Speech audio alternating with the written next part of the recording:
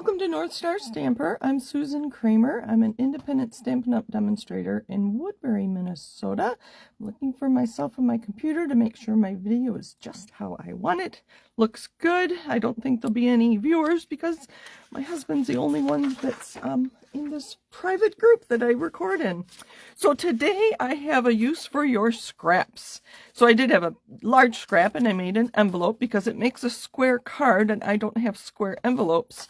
But this card, isn't it beautiful?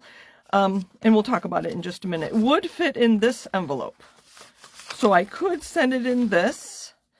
I believe square envelopes take extra postage in the United States, so that's something to think about when you're making this card. You could make it an A2, which would be this size. Let me get a piece here to show you the difference. So this would be A2.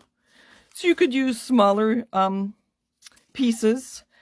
For these squares, I use this die. This is the smallest square from the Stylish Shapes dies. They have been around for years, I think like 4 years.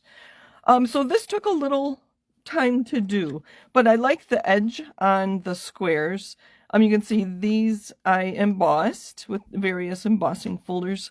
And they were scraps. I think there's 9.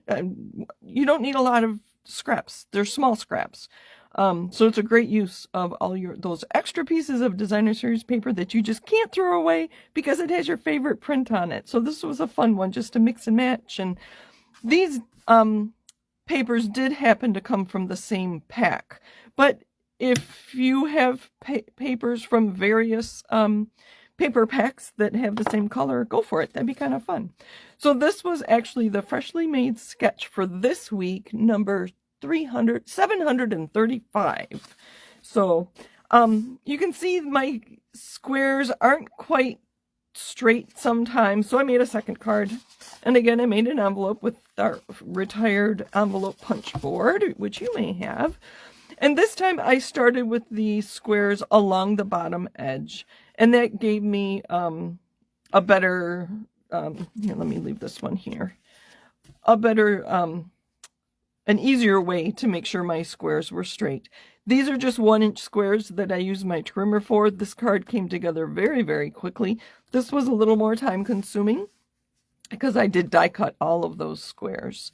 I love finding the small sentiments to put on the card. And then I only used one pattern for my multicolored squares, and then I picked up the 3 colors for my other squares. And I didn't emboss any of these. I thought this would be a fun card. Just quick and easy, and just line up the squares and move on. So I thought it was a great card to use our scraps with. So thank you for joining me today, and thank you for being patient. I would prefer to not give you a video than give you a poor quality video. So that's why I'm a little late today. Normally I like to have these posted earlier on Friday, but like I said, I prefer no video to a poor quality video. So that's what I have for you today. Thank you for joining me. On Monday, I will be sharing my free with purchase card kit, card number 2, and that's Monday the 11th on my Facebook page. And then I do post the recordings here on YouTube, so you can see that later Monday or early Tuesday. So thanks for joining me. Happy stamping.